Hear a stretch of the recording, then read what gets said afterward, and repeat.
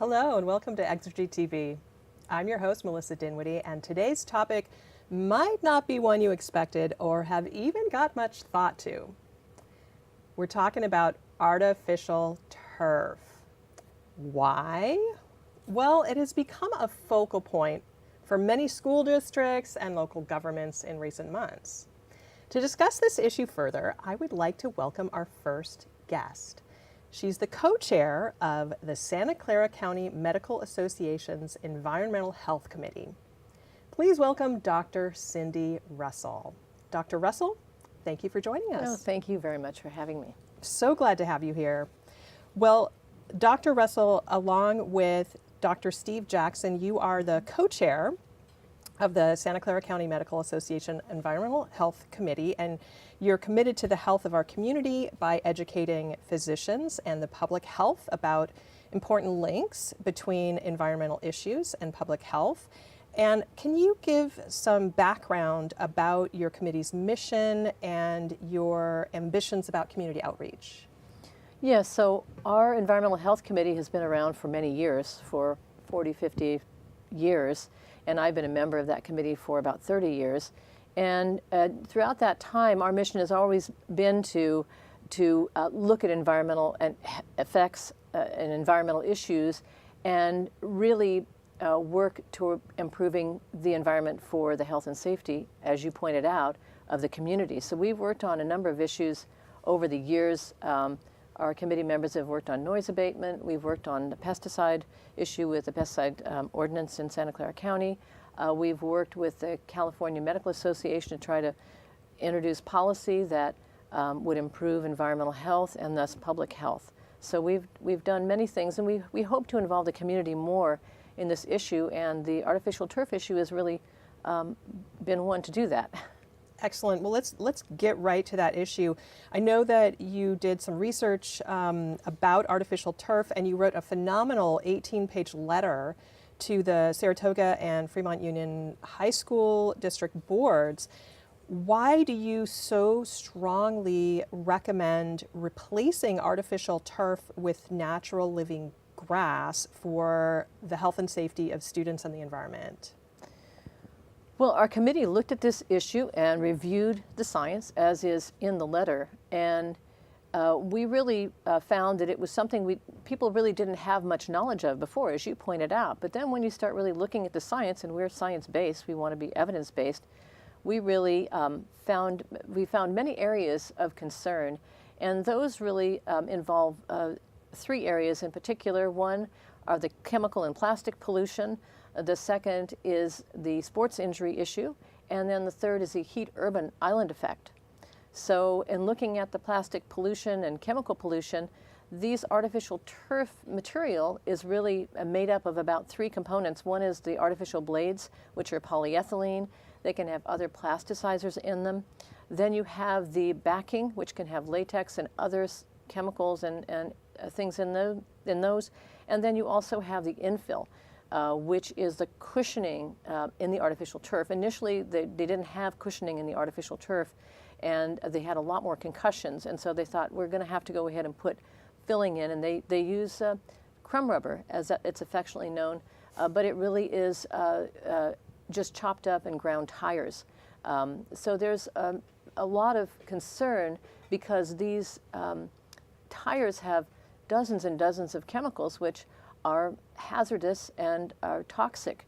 And they haven't done all the research on it, but if they look at the individual chemicals, many of them are considered substances of high concern in terms of their effects on human health and the environment.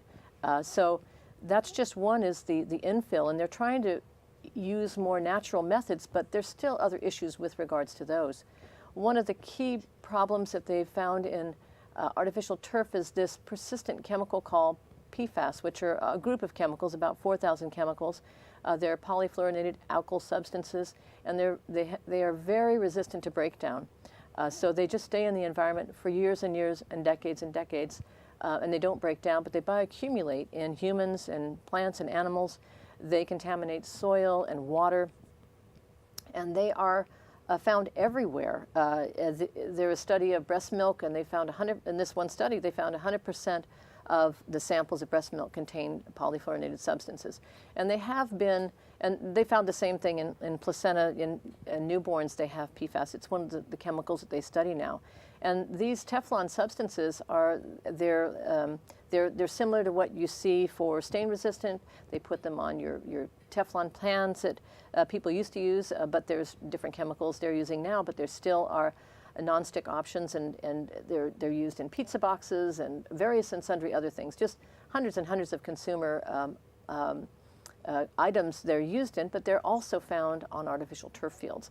So there's a huge concern that these turf fields are out there, the fluorinated substances, they are washed into waterways, into storm drains, and they can bioaccumulate in the fish, and then we eat the fish, and it just becomes, it increases the cycle of pollution. So the polyfluorinated substances are one, major issue that we're concerned about in artificial turf. The other problem with this artificial turf is that you've got a large amount of plastic in these artificial turfs. They have upwards of 40,000 pounds for these blades of grass that are there. There's about 400,000 pounds plus of infill that's put on these, so they can weigh a tremendous amount. And these fields only last about 10 years. And then they have to be replaced. And where do they go? Well, they go into landfill, if they can go into landfill, but the state of California doesn't have any landfills for them. So they have to go out of state to dump them. And they never really go away. Just like the forever chemical PFAS, once you produce this artificial field, it's yours forever, and you have to replace it. So it's a real problem with disposal from that standpoint. And they've also found, with regards to water contamination, there was a study that found that these blades of grass, there needs to be more studies on this, but they did a study recently, it was published last year in Spain, and they looked at about 400 samples in waterways in Spain, and they found in these samples, about 50% of these samples, they identified plastics from artificial turf. It's used so much in Europe and the United States now that this is now found in runoff. And they looked at the accumulation of plastic. They found in 15% of the plastic that came out of these river samples and samples near the sea were plastic from artificial turf, these macroplastics, because they break down. The blades break down and they get washed away into the ocean. Oh my goodness, I had no idea about the hazards of all this plastic. What about, I know that when artificial turf was being, sold to us as a solution, one of the advantages has always been, seemed to be water use, because we don't have to water the lawns. Right. What about that as an argument for continuing to use artificial turf? Well, the issue is that, the water issue, there is more water that is used in a typical grass turf. However, there are new methods of using different kinds of turf that are more drought resistant, so you don't have to use as much water. You still have to use water on artificial turf because they use it to clean and they use it to cool. And it relates to the heat island effect of cooling it. So when these temperatures get high, and we can talk about that in a minute, they have to spray water on it, and that water only lasts about 20 minutes to cool it down. Wow. So you can waste a lot of water on artificial turf as well. You still use water for artificial turf. And in some areas, they cannot use reclaimed water because of the salt content. And not all areas, but that's another issue. Wow. Let's talk also about the risk of injuries and infections. So with regards to that, we looked at joint injuries and so forth. There are abrasions, and they have joint and ankle injuries.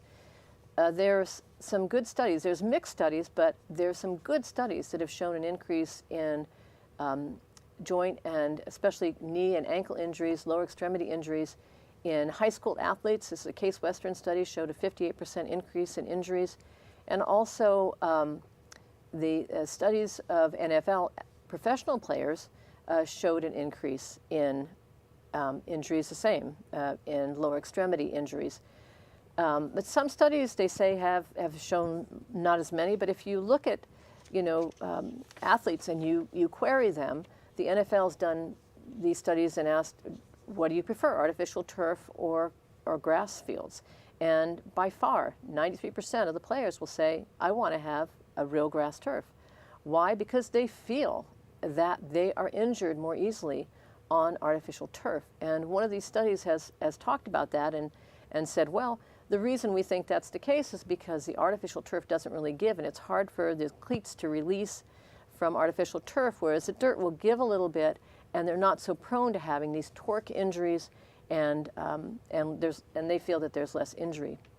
That makes so much sense. So when artificial turf first came onto the scene, it seemed to offer advantages on cost and water use and maintenance. What has changed since then? Well, I think it depends. Some of these studies that have come out really, they may not have really done a good job in terms of really looking at the total maintenance cost for it. And I'm going to, refer to my letter here to talk a little bit about it. There was a study by Davis Court in 2017, and their case study looked at everything, and they found that the results support, which has previously been thought to be, synthetic fields cost. They looked at everything, and they looked at the life cycle analysis for it, and they found that life cycle analysis for natural grass was about $821,000 for the natural grass field, and for the synthetic infill was about 1.7 million. So it was significantly more costly. But you have to look at not only the installation costs, they have to put all that underlayer and subgrade work. There's an annual maintenance cost for it. They have replacement costs also every 8 to 10 years, and then you have to dispose of it, which is also expensive. So it depends upon how you do the calculation. But there are studies, and more than that do show that the maintenance costs are actually less for natural grass fields.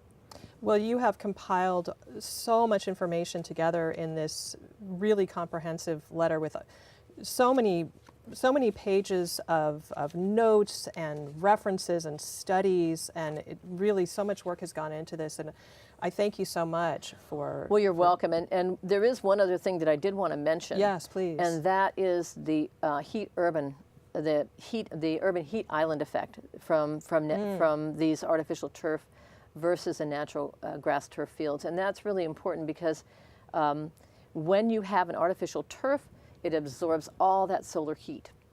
And these temperatures in an artificial turf field can be 40, 50, 60, 70 degrees higher than an adjacent natural grass field. And that's been well known. Wow. And that was known, over 20 years ago. They found in Utah, they did these studies after an athlete had a real burn from the artificial turf field, and they looked at the temperatures and found one of the temperatures was up to 200 degrees in the artificial turf field, and it was quite substantial, even though the ambient temperature is much, much less. So this is a problem globally for this urban heat island effect.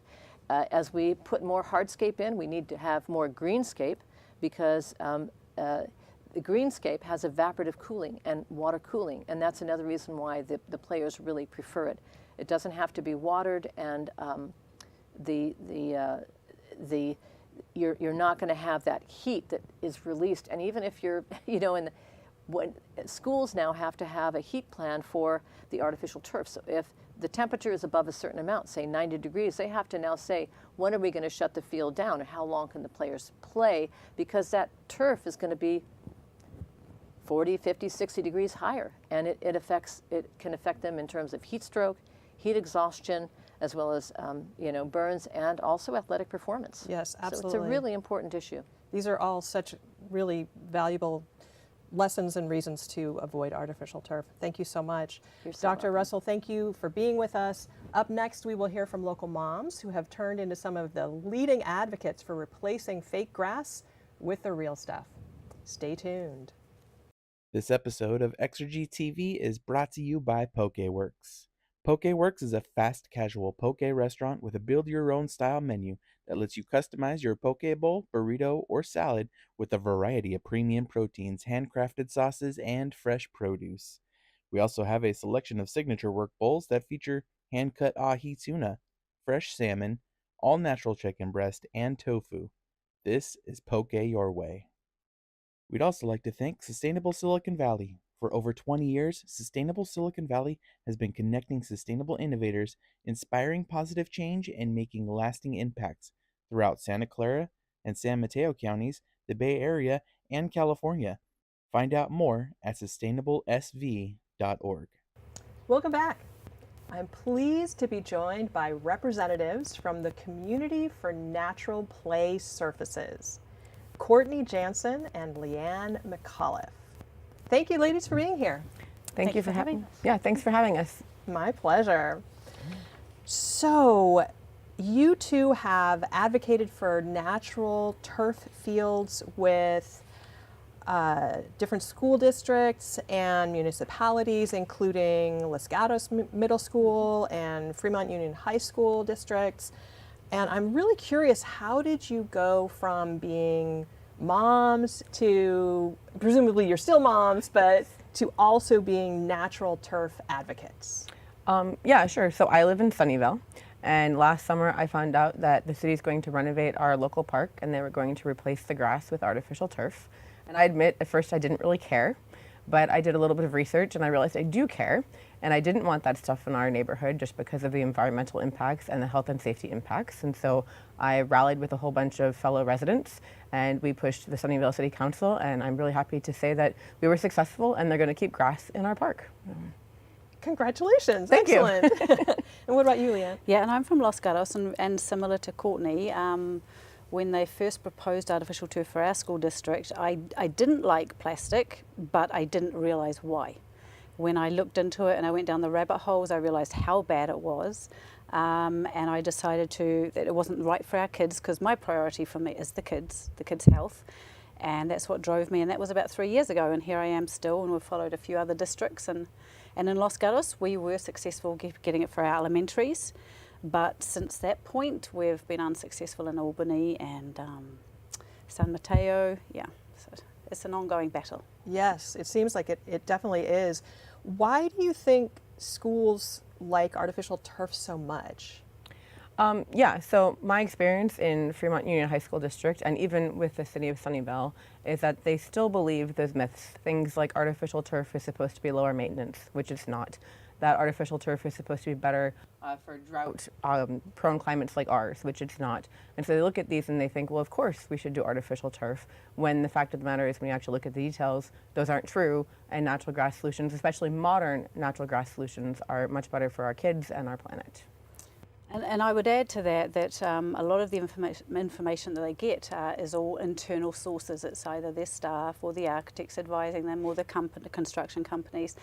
They don't, I believe they don't take on board all the information externally from community members, independent experts, and if they were willing to look at that and really take it on board, I don't see that they would have any other choice if they knew the facts. So what has been your children's experience? So my kids are young. I have one in school, in elementary school, and one not quite in elementary school. And so they're still kind of learning about what's going on, and I try and give them age-appropriate information. But my kids love running around in the grass fields that we have by our house today. And when I talked about the limits of being on artificial turf, they were really disappointed. They were happy to keep with grass. And in the high school district, my son keeps asking, like, why? Why would people put plastic on the ground? And, you know, he doesn't quite get it. So. I've got 4 children, and one of them has played on artificial turf with soccer. Her experience was it was extremely hot in the summer, and even in the winter, although they say it's all weather, she had a really bad slip and fall. So it's really not all weather if you are a cautious coach and looking after the safety of the students. My younger son, who's 12, he just doesn't get it. He's like, why? Why would we put plastic down when it's otherwise a natural environment? Kids always are They always know. You know, and they trust us to look out for them. And, you know, they don't think of, oh, well, people wouldn't look out for us. Of course, people are going to look out for us. And so I'm happy to do that on behalf of all the kids. Yeah. What has been your experience with the school districts and the staff? So with with Fremont High School District, you know, we know staff is busy. They had artificial turf fields to begin with. We found that as we tried to explain to them the information that they were missing and to share and help provide additional resources, it wasn't really received, frankly. So there's still a lot of resistance within staff to move away from artificial turf, even with strong advocacy and strong information from parents, from Dr. Russell, and from other organizations, both locally and nationally. Yeah, and where I was from, we were lucky that our board in the elementary schools did listen to the information, and they did listen to the facilities director, so we did win that battle. But I also have some frustration with the fact that a lot of these plans go under a veil initially. They'll say field renovations or field improvements. There's no mention of artificial turf. So unless that's on somebody's radar and they're really digging into these plans, they don't know there's going to be artificial turf until it's installed, which is frustrating. I'm so glad you brought that up. It's really important for people who are watching or listening to notice that, to know about that if they hear something about field renovations, to be aware that might be a place that is a place for them to really pay attention if they're concerned about artificial turf. It's field renovations, it's playground modifications and changes, it's even just surfacing around schools and facilities. It can go in a bunch of different spots. Thank you so much. I hope you two continue with the fight, and I hope other people will join you. Thank you. Special thanks to Cortney and Leanne for being with us today, but this story isn't over yet. Up next, we will be joined by a sod and seed specialist to give us the lowdown on turf. Don't go anywhere. Exergy TV would like to thank our sponsor, Leadership Mountain View. Leadership Mountain View is a community and civic leadership program available to everyone who lives or works in Mountain View. Participants spend one Friday a month in classrooms and on field trips developing their leadership skills and learning about their city. Our alumni include mayors, council members, CEOs, small business owners, nonprofit leaders, company employees, and other leaders in the community. Registration is open between May and August. To learn more, please visit lmv.education. That's lmv.education. Welcome back to Exergy TV. I'm your host, Melissa Dinwiddie, and I am pleased to be joined by the head of research and development for Delta Bluegrass. With 25 years of experience of turfgrass and an emphasis on water conservation, I'm happy to be speaking with Jodie Sheffield. Hi, Jodie. Hi, thank you for having me today. I'm happy to be here. So glad to have you here. So I know you have worked with plant breeders, seed producers, and research facilities throughout California and the Pacific Northwest, developing premium quality turfgrass sod, and that you really have a huge emphasis placed on water conservation. And my first question for you is, why natural turf over artificial? Well, that's a great question. And I've been just blessed to be involved in this industry from when I was in my 20s until now I'm 60. So I've seen the evolution of natural turfgrass species from pasture grasses to what they refer to as turf type grasses to now elite improved hybridized varieties that we're introducing to the market. And so as that evolution has occurred, grasses have become improved, yet along with that has been the introduction of non-natural grasses, synthetic turf. And the reasoning for it is complicated, and people believe that synthetic turfs are saving water and providing all these benefits, but it's just simply not true in a lot of ways. I think every place there's a purpose to have things, but natural grasses are not just able to provide a better, softer, playable surface and for athletics, but grasses actually produce oxygen for us to breathe. They purify and recharge our groundwater systems. And when you cover all of that with base rock and plastic, you're destroying the whole ecosystem of our soils beneath that. And not just that, but washing toxins through our water systems, and that's a concern. So I think Dr. Russell talked a lot about the injury component of synthetic turf versus natural turf, and how dirt and soil underneath the grass moves with our bodies as we're pivoting on a playing field. And there's a lot of dangers within synthetic turf grass of that hardening of the surface. It's not just the turf degrades over that 8 to 10 years that they say it'll be there. It's also that hardening of the ground underneath is a big concussion. You know, it's not just our lower extremities, it's the heads of our children, and not just our children, but grown athletes that are experiencing a highest level of concussion in recent years. Yeah. And it's all can be related to that hardening of those fields. Yeah. Such a good point. Then let's talk about the costs. What does natural turf installation cost versus artificial or synthetic turf? Right. So starting off from a bare ground situation, you're going to put in the first field. A natural grass, turf grass field would cost approximately $150,000. I'm sorry, yeah, $150,000.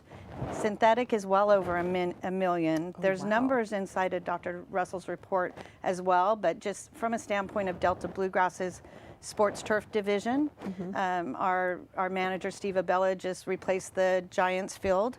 It's all natural turf, but we just put in the field there with an innovative new turf grass option, and it was, approximately the cost of doing not specifically that field, but a field is around $150,000 versus. Wow. So you can turn a field every year, a new field every year, for the same cost as putting in synthetic turf. Amazing. And how often would you do that? How many natural turf fields would you need in what is a lifespan of an artificial turf field is maybe 8 to 10 years, something like that? And They say the artificial fields will last 8 to 10, and that's pushing it, I think. But it depends on the level of play on that natural turf field. There's a lot of variables, but talking as the gals talked about earlier, a elementary school level of play versus going to the San Francisco 49ers field, Sure. there's going to be different lengths of time that they can have a field last.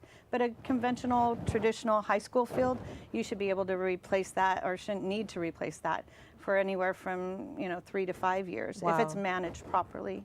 wow, Has a that's good maintenance program. significant. Yeah, so you're doing it twice for $300,000 versus millions. Yeah, yeah. Yeah. So what about, Jodie, what about water use and chemicals? So there are protocols and safety systems within the synthetic turf industry, maintenance care, that's supposed to occur as much as weekly. But just talking to the numerous customers that I have that manage synthetic turf grass from a collegiate level all the way down to a high school or elementary level, they rarely go in and apply the disinfectants and the products that are supposed to clean up that synthetic field ever. The college said they do some type of peroxide product twice a year, but that's mainly put in to control algae in the field. Which, why do we care about, well, I'm sure they care about algae in the field, but wouldn't you also care about all of the expectorants, the blood, the spitting, Wow. all that stuff. Most fields have water availability to them, systems that can apply those products through the fertigation or, through the irrigation system. But most schools, I would be anxious to know exactly what they do to manage their fields. What about chemicals on the natural grass? Are there chemicals that might be harmful to humans that are used on natural turf? Yes, but all of them are, FDA approved, and they're products that are used or have been used in the industry for years. Most of them can be equated to the same level as us taking Tylenol, what you need to put on a field to keep it healthy and growing. Again, that is a maintenance side, an application that has to be done by your maintenance people, and they seem to be skipped by the synthetic industry. You know, they're not treating the fields as they should. Interesting. So tell me what's new with grass athletic field R&D? Okay, well, there's been a huge switch in the market toward warm season turf. And so what is warm season turf? That's your hybridized Bermuda grasses. And you hear Bermuda and you think, oh my gosh, I hate Bermuda. I pull it out of my garden and I'm chasing that daisy chain and the nodes are this far apart. Well, hybridized Bermuda grasses have been used by the golf industry for many years. And the nodes are really tight together. The leaf blades are more uniform and fine textured. And because Bermuda grass is both rhizominous and stoloniferous, it grows below the ground and above the ground. You get a nice layer of leafy blades above the ground, often called thatch, but it's a cushion that provides a beautiful surface for playing. And I mentioned we had just replaced the Giants field, and that was with hybridized Bermuda grass. What they have to do we're in a transition zone over here where you have to seed over the top of it in the cool season because it's a warm season grass. It goes to sleep or dormant in the wintertime. But you simply overseed it with, there's again, innovative products that have been plant bred through natural plant selection. I was asked about that. Nothing GMO or hanky-panky, but through natural plant selection. There's these bluegrasses called Blue Muda. One particular called 365, which is what we overseeded the Giants field with. And so they have green color and active growth year round because you need that recovery, you need that density. But so the hybridized Bermuda market, even in zones where we'd never consider it for, as in San Francisco, are now being introduced into those markets. And I tell people, Bermuda will grow in the crack of your sidewalk. It doesn't need a lot of water. And pesticide-wise, it doesn't need a lot and it's so heat resistant. So in that way, we're kind of giving them everything they need to maintain fields that are perfect year-round. Wow, this is so fascinating. Thank you for sharing all of this fabulous information. I really appreciate it. That's my pleasure. Thank you so much to Dr. Cindy Russell, Cortney Jansen, Leanne McAuliffe, and Jodie Sheffield for being here today. And thank you to everyone who's tuned in. And I'd also like to thank our fabulous crew and our sponsors for making this show possible. I am Melissa Dinwiddie, your host, and I will see you next time on Exergy TV. Bye-bye.